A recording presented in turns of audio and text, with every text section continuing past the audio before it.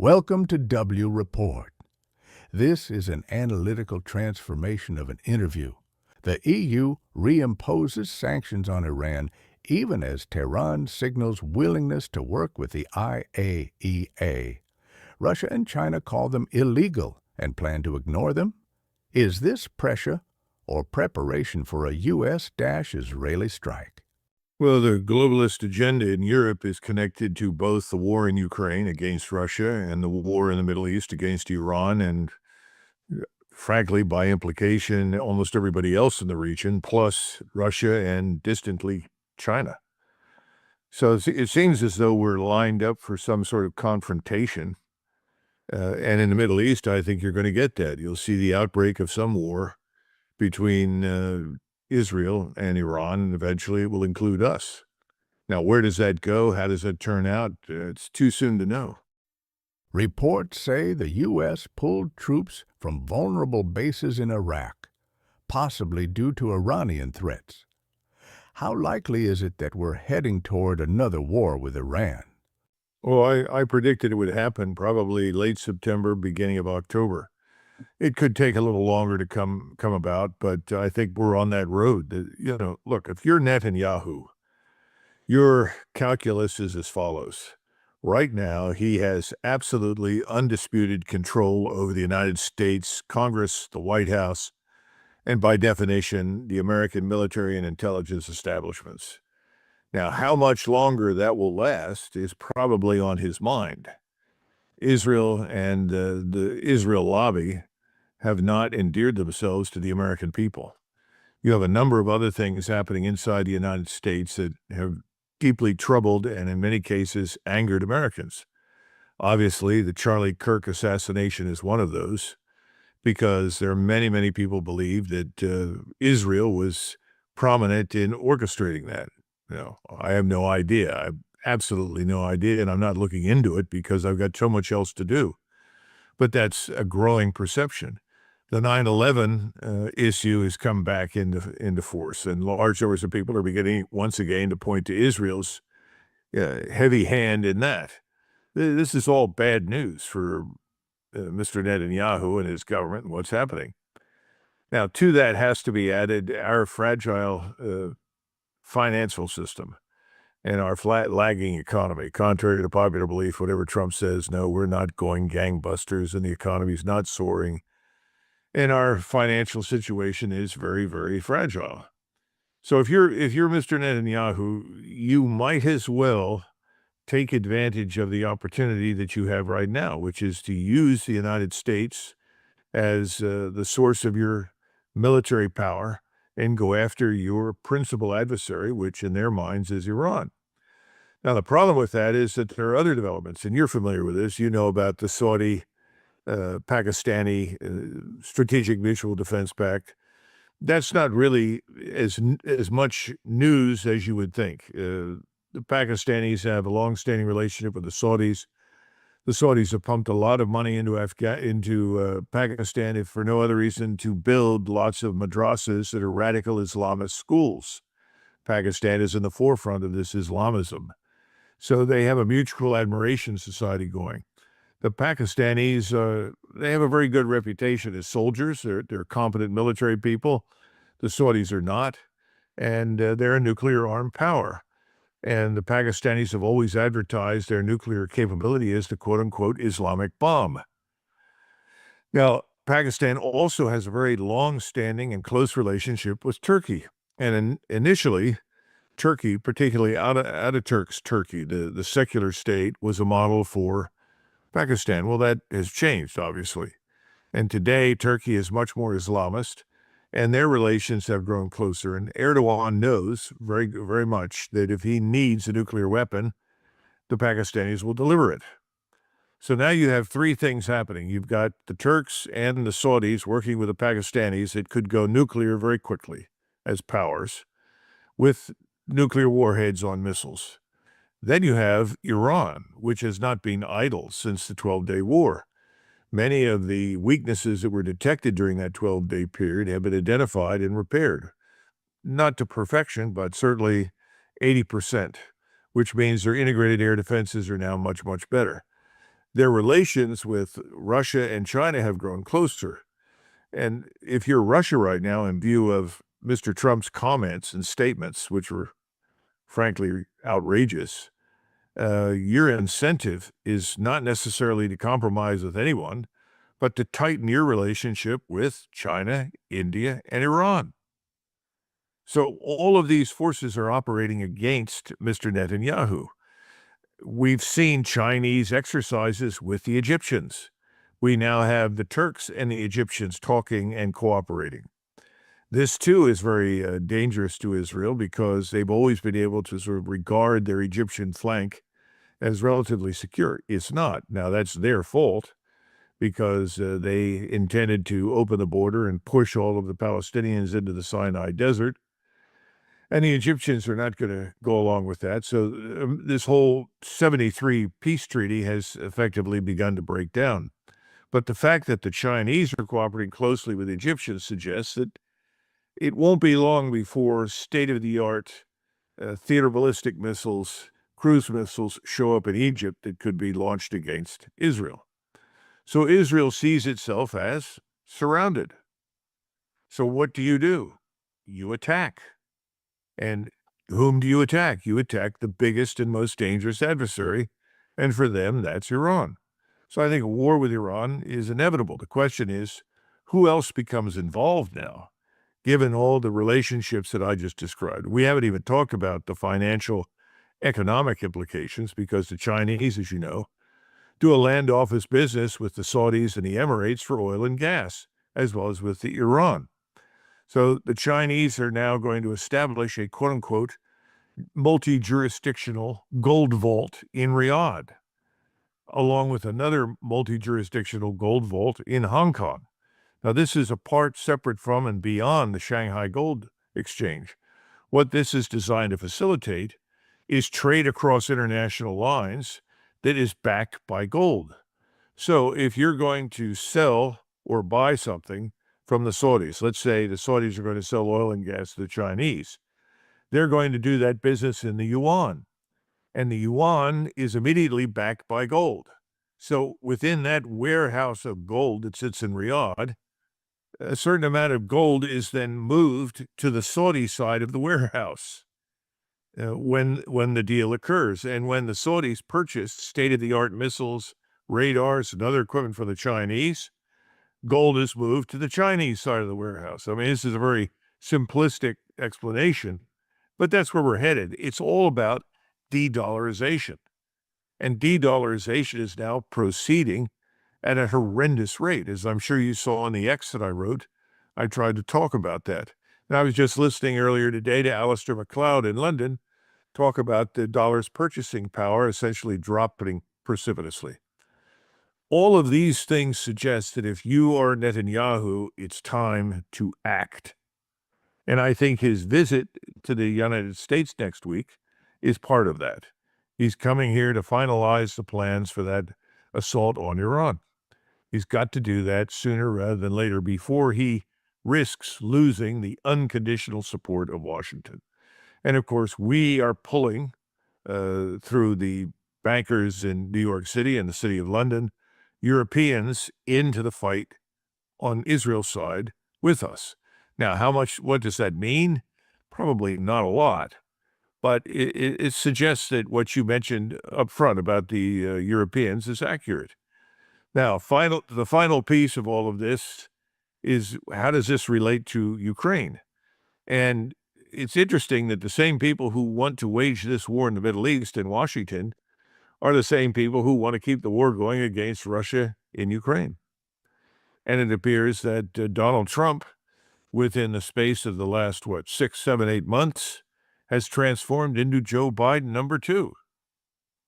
And whatever he was elected to do has turned out to be irrelevant to what he does as president.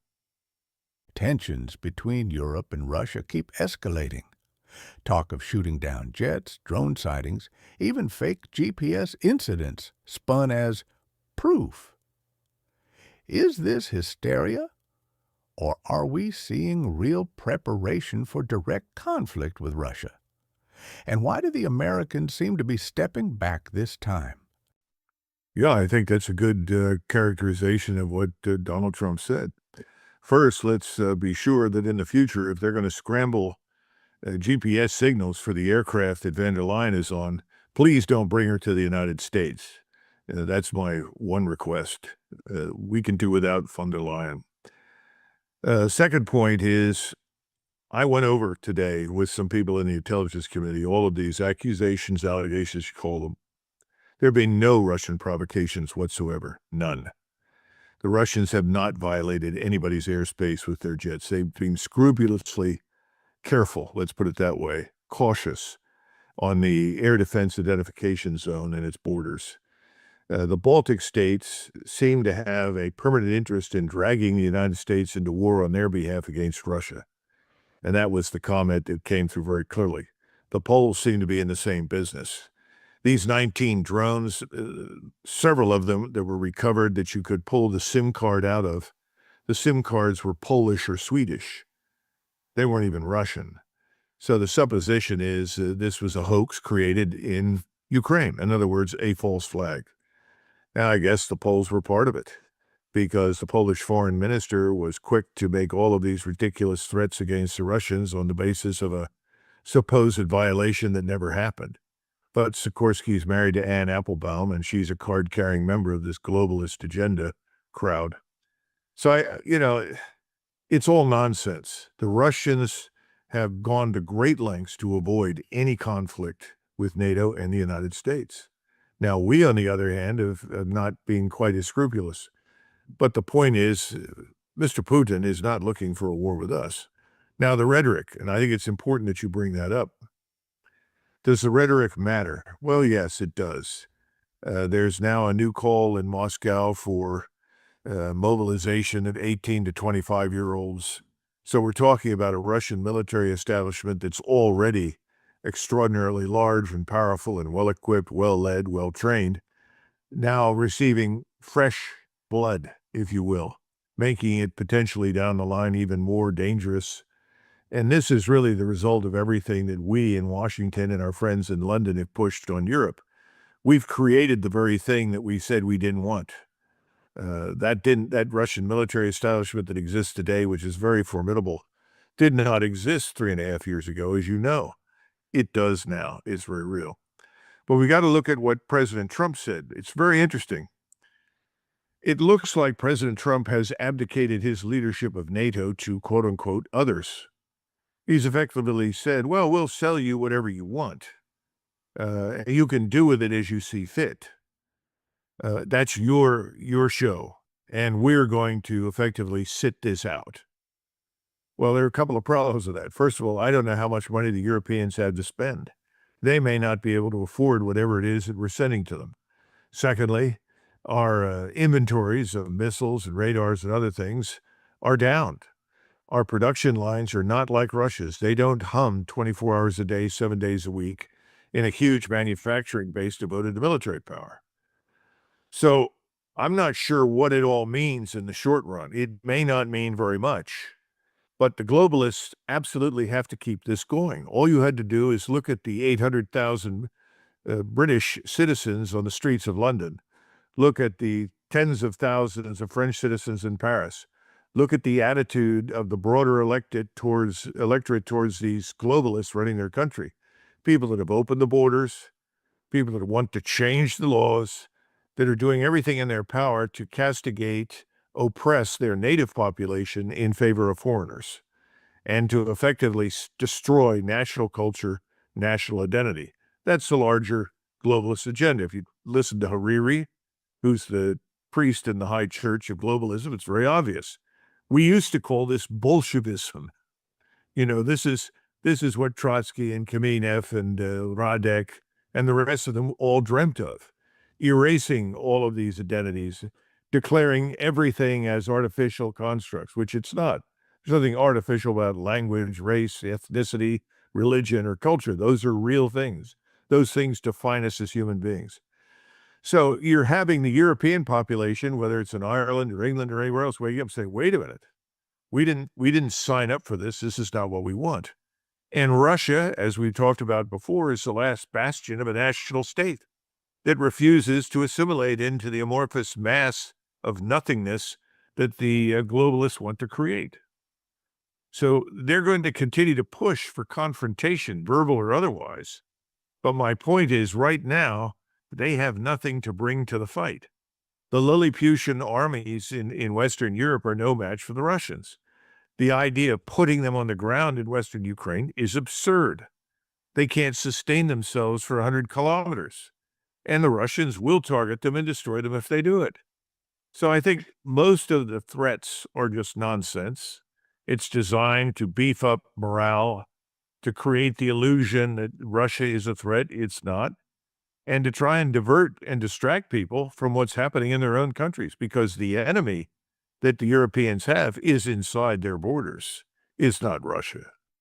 Trump suddenly claims he finally understands the Ukraine war, says Kyiv is winning, can take back all its land and even more, maybe parts of Russia. Calls Russia a paper tiger. What do you make of this statement? Is it naive, strategic, or something else? Well, it's back to what I said before. He's not going to fight the battle with the Europeans over whether or not that's true. Obviously, that's all false. The war's effectively won on the ground in Ukraine. There's no question about that. The Russians are the ones exercising restraint. They don't really want to cross that river. But I do think they will take Odessa in the near term. And once they've done that, the question is, do they go up to the edge of the river and then plan on crossing into Kiev? I mean, Donald Trump is effectively saying, I don't care. It's not my problem. This is the issue. I mean, you hear all this nonsense about he's the leader of NATO, the largest alliance in the world. Well, he doesn't want to be the leader. He's made that very clear. Now, Prime Minister Orban spoke within the last couple of days, gave a very interesting speech in Budapest. And he said the Europeans need to be prepared to go to Moscow. That's where you have to go if you want to end this war. You have to realign your thinking. So you're going to have to go to Moscow. And he said, don't bother going to Washington. Nothing's going to change there. They're not going to help you. He's right. And I think privately, President Trump would like, over time, sooner rather than later, to move more and more forces in Europe out and back to the United States. I know he does. He'd like to do that in Northeast Asia as well. And we have an opportunity now because the new liberal nationalist government in Korea would very much like to see us leave. They're too polite to tell us to get out, but they will certainly facilitate that. And they want command and control of their own forces on the peninsula, which they should have had 25, 30 years ago. This is ridiculous. So these forces that are moving in the United States are moving away from confrontation with Russia. That doesn't mean it couldn't happen. And if he sells them Standard Missile 6, essentially hypersonic attack missiles that can penetrate whatever they've got out there and lets the Ukrainians or their mercenaries or whoever operate these missile batteries, that's very dangerous. Because it would be as though we were allowing the Chinese, for instance, to set up missile batteries in Mexico and launch against Phoenix, Arizona, or Dallas, Texas. No, that's outrageous. We would strike back. Well, the Russians will strike back if this nonsense continues. They try to attack Ryazan or Kazan or any number of different cities in Russia. So the danger is not past. But the reality is forces are moving in a direction that is actually advantageous to an end to the war, and he's letting the Europeans figure that out the hard way. So maybe a coalition of the willing will eventually emerge in Europe, and it has to include Germany to be workable, and it'll go to Moscow and put an end to the war. But right now, it doesn't look good. At first, Europe cheered Trump's claim that Ukraine can win, but it's becoming clear he wants Europe to pay, sanction harder, and take the risks. Is this real support or a political setup that leaves Europe holding the bag? Well, he said shift. I simply say Trump has abdicated his responsibilities as the leader of NATO to the members of the alliance. What kind of alliance is that then? It's not much of an alliance, but then again, NATO is not going to survive this anyway. Neither will the EU. That's what Orban is effectively telling the other Europeans. It's time to look into a different future. It's time to move past the old Cold War solution and into a new world. And I think they can do it. But, if the Poles are going to stop any transportation of goods from Northeast Asia via rail through the One Belt, One Road project, that's not going to help matters. All the Europeans are going to end up doing is increasingly isolating themselves from everything. In the United States, we can't debase our currency fast enough. How much longer this can go on is anybody's guess. But given where gold is going and where the dollar is going, the dollar's purchasing power is dropping like a rock, and the world is turning increasingly to gold. Gold remains the anchor. It retains value. Fiat currency is easily diluted, and that's what you're watching in the United States. And of course, the economies in Great Britain, Germany, and France are terrible. The gilt market or the bond market in London is just going to fall apart and crash. Our bond market's not far behind. All the proverbial chickens are coming home to roost. So hopefully, if you were President Putin, you realize what's going on. You do what you need to do, prudent measures to protect yourself. But I think he understands that the opponent is crumbling internally. It's disintegrating inside itself. And again, I go back to Orban. That was his message. And he's right. You've said before that Trump wants to hand over the mess to Europe. Now, with his latest Ukraine statements, that handover looks very real. You don't give up control if you're winning. Could this be the trigger for NATO, or even the EU, to start falling apart? To the extent that European leaders and their populations understand that the world has changed. I go all the way back to Bismarck, and they looked at alliances, and he warned against overdependence on alliances, saying, the critical questions, life and death, war and peace, have to be decided on the national level. Germany must be strong in order to deal with these issues. It cannot become dependent on others. We all know how things turned out after he left his office. Charles de Gaulle famously said that Europeans need to understand Americans live in the United States, they don't live in Europe, and the British live on an island. Continental Europe, you need to take care of yourself. You need to chart your own course into the future. All these things are happening, and that's Orban's argument. Orban and others like him, Fico and others, they're going to win this argument. They're going to come out on top. The problem for all of these states, though, is still financial and economic. And I don't know how that works out in Great Britain, France, or Germany. I suspect they're on a road similar to us, which is very frightening. You mentioned that incidents like drones over Poland could be staged to pull the U.S. into war. What's U.S. intelligence saying about the alleged Russian jets over Estonia? Just days earlier, reports said the U.S. planned to scale back its presence in the Baltics. And suddenly, a Russian aggression appears. Is someone trying hard to make sure the Americans don't leave? Well, you're right. It didn't happen. It's a lie. Is that verified or? Well, that's what I'm told. Yeah. My sources have been very straightforward about that. They did not deliberately enter Estonian airspace. Again, you can fly along the air defense identification zone. But as you point out, you always have to ask the question, qui bono, who benefits? Is there any benefit to the Russians to stop the alliance from self-destruction? None. Let them self-destruct. But the Estonians, the Baltic littoral has always been a problem. When Germany was finally unified into one state by 1879, there was a huge lobby in Berlin arguing that the German army had to be marched east to, quote-unquote, liberate the Baltic states from the Tsar. I mean, it was a very serious moment. The King of Prussia, who was then the Emperor of Germany, summoned Bismarck and said, I don't want to go to war with the Tsar. The Tsar's my friend. Russia is our ally. And he said, don't worry about it. I'll take care of it. Ultimately, he brought in von Moltke, the great chief of the new German general staff, and they both gave presentations to the Reichstag. These speeches were very good. And Moltke said, look, first of all, the people in the Baltic are not being abused by the Russians. The Tsar has been very, very tolerant and indulgent. And that was true for the time Peter the Great took over because he wanted to tax the commerce.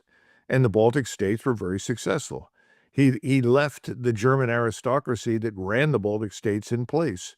They became part of the Tsarist table of ranks. I mean, what I'm trying to tell you is they knew what was real and what was not. And they said, we can help ameliorate conditions. And things can be improved in certain areas, but that happens through our friendship with Russia quietly behind the scenes. So a war in 1879 between Germany and Russia was averted. And the old Kaiser went and met Tsar Alexander II at the border. They embraced, and that was the end of it. And you know, the various newspapers who were printing all of this inflammatory nonsense, both in Moscow and Berlin, were basically told to stop. So, you know, by the time you get to 1914, democratization has taken over, and it becomes harder to stop these things. The monarchs no longer have the power they did 50 years earlier. But my point is, we got to take these people in the Baltic. They're nice people. I think the world of them. I've worked with them, and say, look, you know, it's time to stop the nonsense.